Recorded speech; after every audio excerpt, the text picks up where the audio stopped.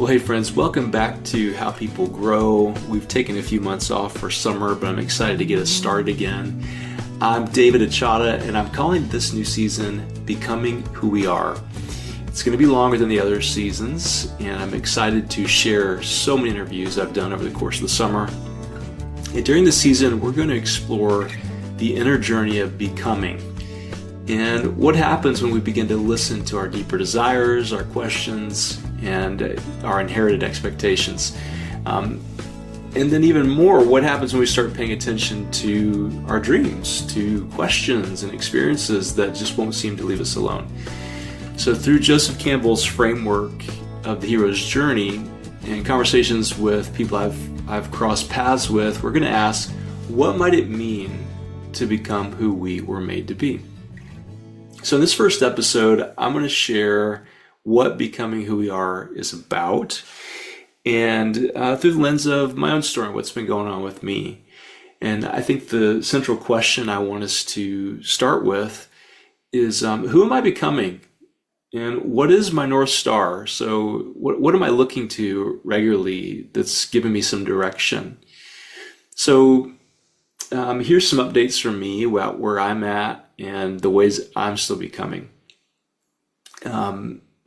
Before I get going here, I want to just acknowledge I'm not coming to this season as somebody who has it all figured out. I'm actually still very much an explorer, and I'm learning to stop comparing myself to other people.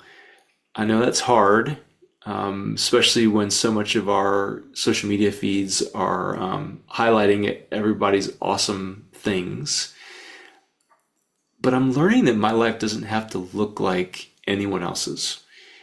And I'm doing that by learning to pay attention to the things I'm curious about, to what I want, to the questions I have, and even to what is it that actually gives me life. And I'm learning to trust, I'm learning to just trust the own shape of my life as opposed to constantly measuring against somebody else's. And so this is where the title comes from for Becoming Who We Are. And I'm interested in the possibility that becoming isn't primarily about becoming somebody different, but it's actually about becoming more fully who I am. So over the summer and actually into the fall, I've been quite busy with traveling. There's some more I have coming up even beyond that. But I want to start with what I did this summer.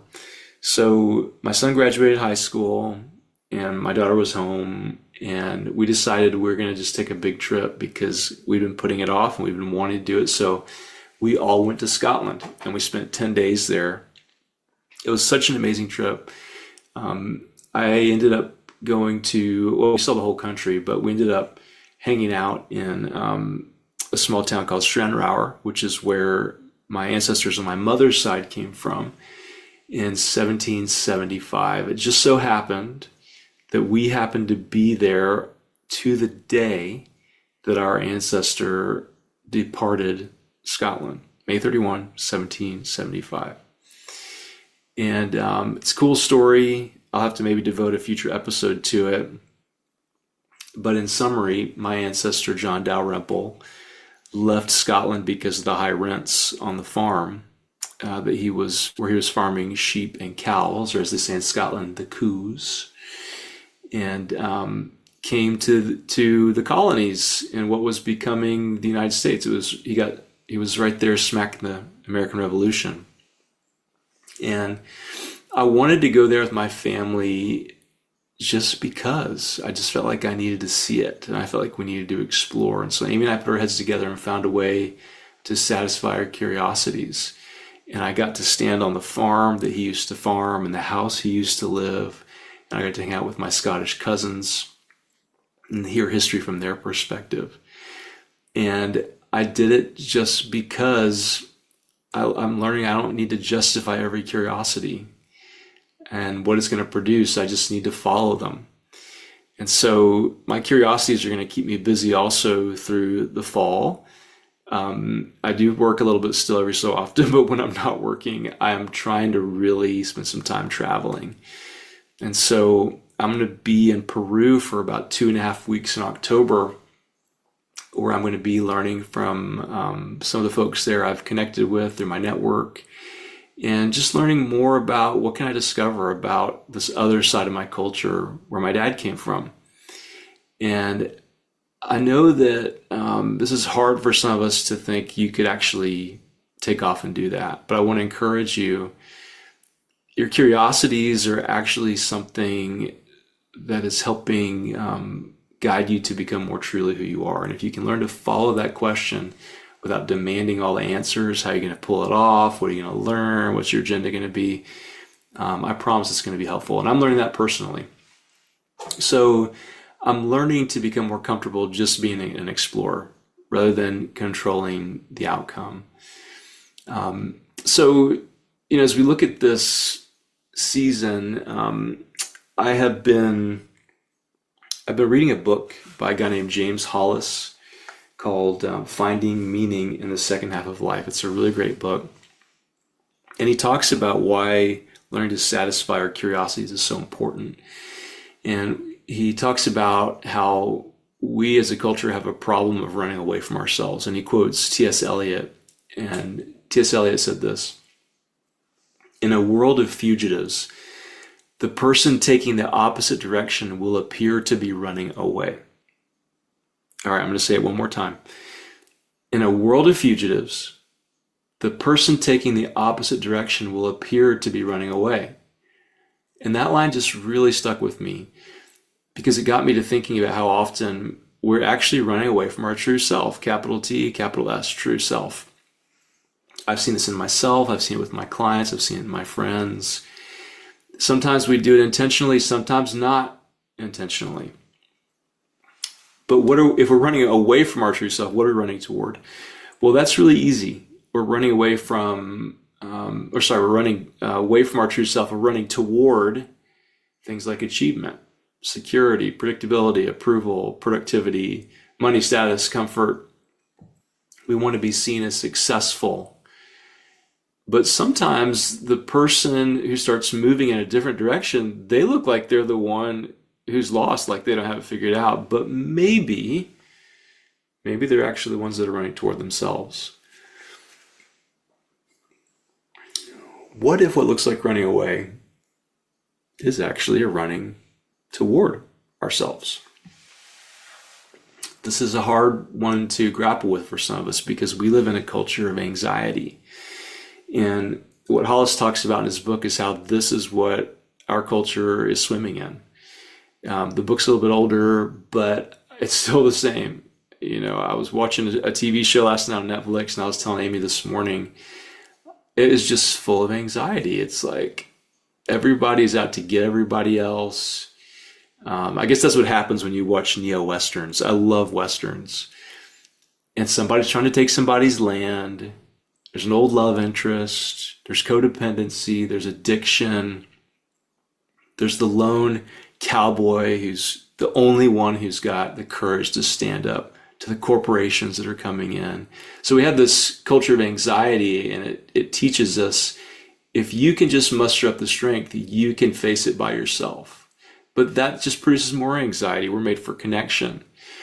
And what I was thinking about as I was watching this show was how much we find ways to numb ourselves, to distract ourselves, to consume, to achieve, or just stay busy. And the problem isn't that we don't know what we want, but the problem is that we don't want to be quiet enough to hear what we actually want. So Hollis says this.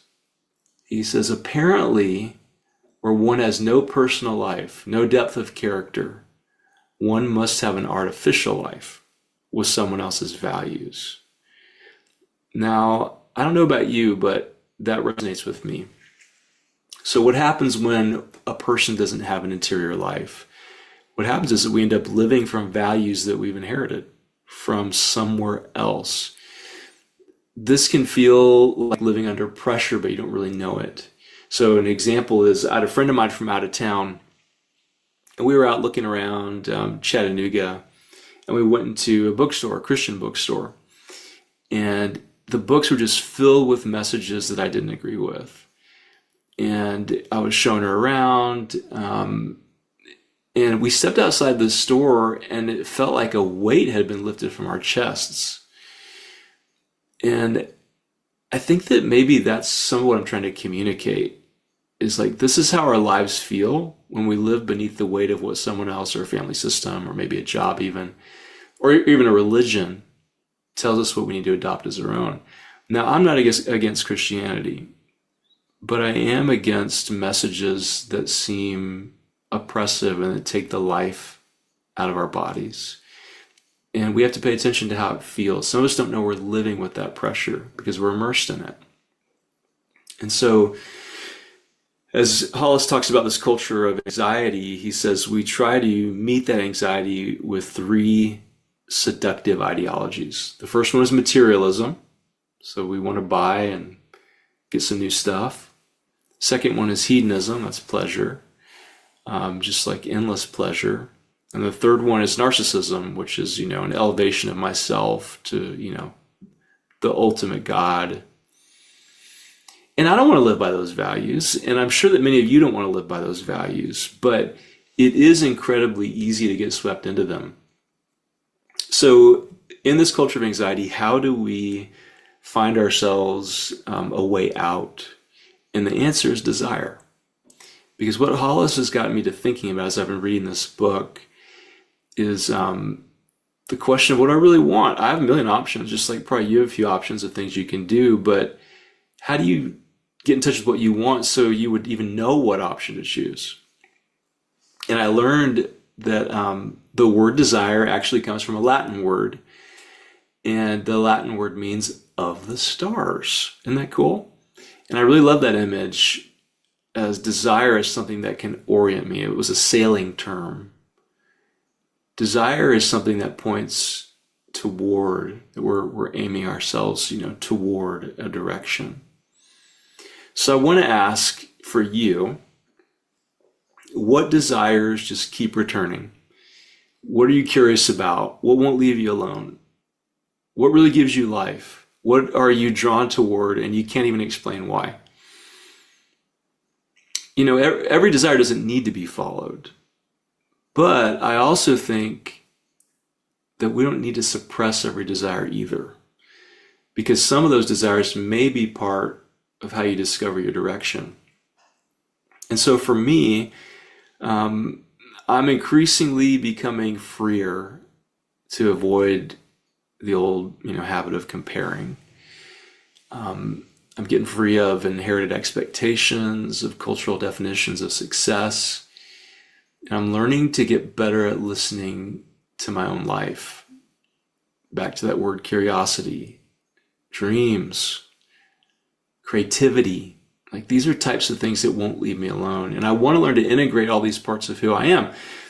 I'm an artist, I'm a musician, I'm a coach, I'm a spiritual seeker, I'm a theologian, I'm a leadership development consultant. I have all these parts.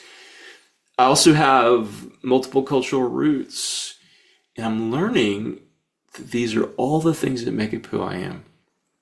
And if I can have the courage to follow where they lead, even when the path doesn't look like what I expected, then I learn some things about myself. So there's a poet named Rumi, and he wrote this a very long time ago. The human is a guest house, every morning a new arrival. Be grateful for whoever comes, because each has been sent as a guide from beyond. So I love this idea of thinking of yourself as a guest house, and guides are coming in and out of your life to guide you. It could be a particular person or people. It could be a question, a loss, a strange opportunity, a desire. It could be a place you feel compelled to visit or an experience that's disrupted you. The question is whether I recognize these arrivals as guides or whether I resist because it doesn't feel like the life I had already planned. And so this is one of the questions that's underneath this entire season. And the question is, what if the things arriving in my life are invitations to become? What if they're invitations for me to become who I am? So I want to touch on how we humans develop. I want to move away from my own story and I want to go zoom out to this larger question behind the season. And it has to do with development, human development and faith development. I stumbled across recently Brian McLaren's 4 stages of development, and here they are: simplicity, complexity, perplexity, and harmony. So simplicity is when we have certainty, things are black and white. Complexity is when the simple answers stop working and life becomes more complicated. So we start to question, we study, we analyze, we get different perspectives. And we move from certainty, that's the first stage, toward complexity. So simplicity and then complexity. But the third stage is called perplexity. And this third phase is really the difficult one. It's when these old frameworks begin to break apart. And we may even be within the old framework still, and yet we're in this perplexity stage. And what happens is a disorientation, a grief, or a crisis comes, and we don't even know what to believe anymore. And so we hit a wall. And we'll talk about that later in the season. But we hit this wall and we wonder, am I going to be here forever? But as we're going to learn in this podcast season, you've got to go through it. You can't go around it. Though some people do opt to go back to an earlier stage, which is the simplicity stage. But if you can go through that wall, then we come to what McLaren calls a harmony stage. And it's a new way of seeing that begins to emerge. It's not a return to something simpler, but it's actually a deeper kind of simplicity. And it's a simplicity where we're less concerned with being right, and we're more concerned with love, grace, how I actually want to live. And so I don't want to present this as rigid stages we all move through, but I'm interested in it as a potential map that helps us understand what happens as our inner world develops. So that's from Brian McLaren. Simplicity, complexity, perplexity, and harmony. So Richard Rohr has one that's a little simpler, and his is order, disorder, and reorder. So order is that simple stage. Disorder is there's a disruption. But eventually something new emerges, and that's a reordering. And it seems to connect well with Joseph Campbell, who we're going to be using this season as our outline for the hero's journey. And it even goes well with one of my guests, which will be Janet Hagberg. And she's an author, and she's becoming a friend of mine. And she teaches us about the wall as a place we need to go through, as opposed to a place we avoid. But the important thing with all these stages is that we need to know that disorder isn't necessarily a failure. It's actually a part of becoming. So a couple years back, I was traveling with a mentor of mine, Joe Steinke, who's going to be one of our guests again this season. And I was telling him about where I was at and the things that I cared about. And he said, man, have you ever considered getting your training in spiritual direction? And so I explored a little bit and I went for it. And I'm finishing up a 2-year process that is through the Franciscan Spiritual Center near Portland, Oregon. And they are under the Sisters of St. Francis in Philadelphia.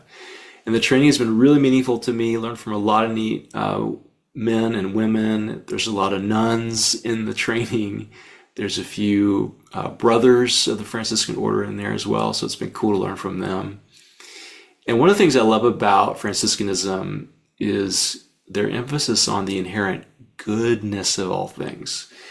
I'll pause right there.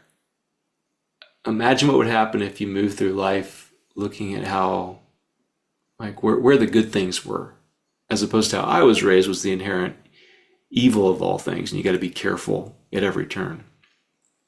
And I'll admit, looking at the inherent goodness of all things is more in line with how I see things naturally anyway.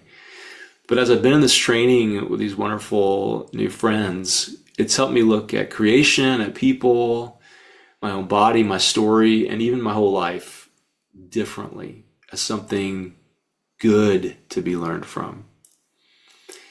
And this connects to a profound idea, and it's that wherever I'm in my life, wherever I am, anywhere, spot you're at right now, it's a good place to begin. And that doesn't mean everything that happens to me is necessarily a pleasure or even good. But if everything is good, it means I don't have to wait until something or someone different comes along before I can encounter the sacred in my life. I remember, it was about 10 years ago now, when we moved back to Tennessee. I had called up Janet Hagberg and I'd read one of her books. I did not know her very well at that time. I was telling her about all the disorder I felt in my life. We had left California. I was planting a church out there. I was rebuilding my business out here in Tennessee. And I was asking her some questions about the wall. And I was experiencing that season as a really profound time of disorientation. And Janet said something to me that I've never forgotten. She said, "David, you're in a holy place. Be kind to yourself." And that was like the best thing I could have heard at that time. Be kind to yourself. We tend to criticize ourselves, at least I do, when things aren't going as we think. And I think that may be one of the most important ideas I want to carry into this season. You know, sometimes we're so desperate to get out of difficult seasons that we miss what the season could be trying to teach us. And so maybe this wall period or this disorientation period, it's not proof that we've failed, but maybe it's a place where the old ties are being loosened up. And maybe I can learn to be kind to myself when I'm there. So as I finish up this spiritual direction training, I'm thinking about what I want my spiritual direction practice to become. And one thing I've become increasingly interested in is dream work. My dream life has been electrified in the last 3 years. I get up earlier and earlier. I sit in the quiet. I have been thinking a lot and learning a lot about dreams as a significant source of reflection, the symbolism, the invitations my dreams offer me. Almost everything I've done in the last few years is a result of dreams I've had. And I have also changed my practices. I've alluded to this in some of my past seasons, in particular that I've discovered the joys of Peruvian tobacco. And I'm learning that tobacco is a master plant teacher. The Peruvians call mapacho, the Peruvian tobacco, one of the master grandfather teachers of, if there is a plant pantheon, tobacco is at the top. And as I sit in the quiet, oftentimes with my tobacco, it helps me reflect more deeply on the visions and the dreams of the night. And as I've been thinking about my spiritual direction practice, these aren't necessarily things I'm prescribing, but they're things I want to acknowledge that I think we all need to figure out for ourselves, which is, what are our ceremonies, what are our practices that will get us deeper into relationship with the divine. So I'm excited to share, and I'll put a link here in the episode notes, that beginning in November, I'm going to accept 10 spiritual direction clients. And you can sign up at jointherootedway.com, jointherootedway.com/spiritual-direction. And I want to journey with people who are interested in going into these deeper realms. It's where I'm really passionate about. I'll keep doing my leadership development, my coaching work, but I want to add this as well. So there's a sign up place on that page. And if you're interested, go over there and check it out, okay? So let's come to this season. So this season is going to be based on Joseph Campbell's framework called the Hero's Journey. And I'm not using Campbell's Hero's Journey as a formula, but again, kind of like a map that we begin to see again and again in human lives. And his framework goes something like this. There's a call. We have a desire that we're chasing. We enter over a threshold where we take a risk. We meet allies that help us. We face trials. We cross over into other worlds. We kind of get into the depths of the darkness when things are hard, and we encounter a dark cave we have to go into, where we have to face an ordeal. And then through that ordeal, we integrate our new lessons learned. There's a resurrection, there's a return to the normal world. So the whole idea here is that we go on this adventure, something dies and something new emerges. And eventually we're asked to return to normal life every time. It's like the end of Spider-Man when he says, with great power comes great responsibility. That's really just the hero's journey is what it is. He learns, I've got these powers, I've got to go back to the normal world. So back to Rumi. So remember, he said each of these has been sent as a guide from beyond.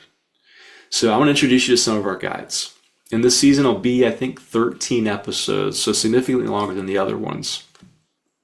So in our first episode next week, we're going to hear from a longtime friend, Stanley Pomianowski, who's a filmmaker, and he's going to show us the map of becoming. And he's going to help us understand this framework as well as other storytelling patterns that appear everywhere. The following week, we're going to talk with Dr. Elizabeth Santiago. She's one of my daughter's teachers up at Emerson College in Boston. And she's going to look with us at the call inward and how do we explore identity, our voice, and how do we tell stories that haven't been told in order that we can live our own authentic life. The following week, we'll be talking to Peter Traben-Haas, who is an author and a contemplative, and he's going to talk to us about getting in touch with desire. And we're going to look at desire as a compass, like we talked about here just a minute ago. Compass for vocation, for identity, and of course, becoming who we are. Then we're going to bring back Joe Steinke. He's been on previous seasons. And we're going to talk about spiritual direction, accompaniment, and in particular, how we care for the soul when we're on this journey of exploration of becoming. Following Joe, I'm going to interview a friend of mine named Makate Rohr, who is a wilderness backcountry survival backpacking guide. And Makate has traveled all over the world. He's been in so many different interesting places. He's learned indigenous wisdom. He's learned cultural encounter. He even made friends with a lion one time, and I'm going to get him to tell that story. And I'm going to have him talk about what happens when our assumptions about the way reality looks has been disrupted. And following Makate, I have a new friend. I've changed his name to protect his identity, but we're going to call him Ben Sullivan. Ben Sullivan is a private detective, and I'm going to have him talk about the subject of becoming whole. Ben Sullivan actually went to school to become a music teacher and a pianist, and one thing led to another, and he stumbled into the world of becoming a private detective. He doesn't drive a red Ferrari like Magnum PI. He drives a very unassuming vehicle on purpose, and he's going to tell us stories about being a music teacher and even a church pianist by day and a private detective by night, and how you take all those unique things and just acknowledge this is who I am. So he's going to tell us how it's worked for him, and hopefully you can be thinking about yourself. Following Ben Sullivan, I'm going to have Vladimir Miskovich, who is a neuroscientist and a former Eastern Orthodox monk. And we're going to talk about how do we get beyond the mind that we know. He's studied for a long time neuroscience. He's a PhD, but he's also a mystic and believes in the value of dreams and our subconscious. And he's going to talk about contemplation and ways that we can challenge our assumptions about the way reality works. Following Vladimir, I'm going to have Stephen Urquhart. And Stephen is a former Republican senator from Salt Lake City, Utah. And we're going to explore what happened in his life when he had somewhat of a breakdown and a suicide attempt and ended up in Amsterdam in an ayahuasca ceremony, and how that became a situation that really just changed the way that he viewed the world.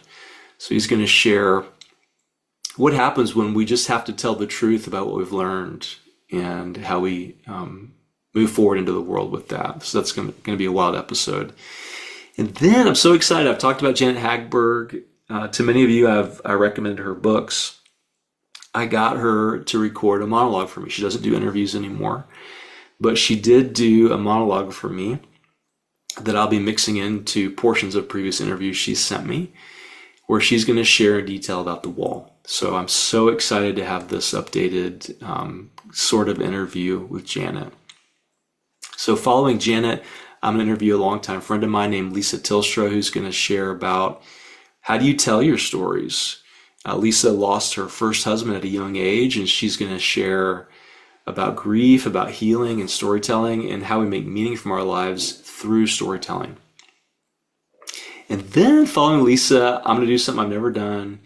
For those of you who have known me longer than, let's say, 13 years, you'll remember in my younger years I was a songwriter and I had a lot of music. I had bands, I had albums. Well, in the last 3 years I've been writing music again. So I'm going to share a song, maybe two, and I'm going to talk about conversion. And it's really about how do we step into our most vulnerable places and come public with it. So I'm going to share some songs that no one's ever heard before. So stay tuned for that. I'm going to do another song episode following that, and it's going to be about resurrection. And it's going to be about how do we embody the transformations that have happened. So we have a couple song episodes. And then our season finale is going to be with Brother Joseph Bach, and it's going to be called Returning to the World. I met Brother Joseph through my Franciscan training, and he accompanies migrants to immigration court. He runs a retreat center, and I believe he's in Texas, and he's going to talk about how do we accompany others, how do we serve others, how do we suffer well. And that will be our season finale. So as we finish up this introductory episode, I want to come back to the North Star. In other words, desire. So I've shared a lot in this episode about my trip to Scotland, Peru. I've shared a lot about James Hollis, getting in touch with desire, stages of development, Franciscanism, dreams, Joseph Campbell's hero's journey. So all these things really are pointing me to what's my North Star. And that's why I brought them up. And I hope that for you, the listener, that you'll ask, what's your North Star? And I'm turning to you, not with advice, but with this question. And here's the question. What am I going to do with this one precious life? So I just told you all the stuff I'm thinking about, all the things I'm doing. So I'm shifting to you now, listener. What are you really moving toward? What desires keep calling to you? What are you resisting? What guides have appeared to you? What if some of the things that you've thought were interruptions were actually just invitations? What if you don't need to become anyone else? What if you just need to become who you've always been? So here's a final thought. Something very simple. I don't know exactly where this journey is going to take me, but I know I want to pay attention. And that's what this season is all about. It's becoming who we are. And I want to shift it back to you. You don't know where your journey is going to take you. You don't even know what this day is going to hold. I had a pastor friend from years ago that said, we all live by faith on accident because we make a plan, we wake up, and the day rarely goes how we think, but we somehow just keep getting up and doing it again. Why? It's because we're on a journey of becoming. And each of these days, each of these interruptions are opportunities to become who we are.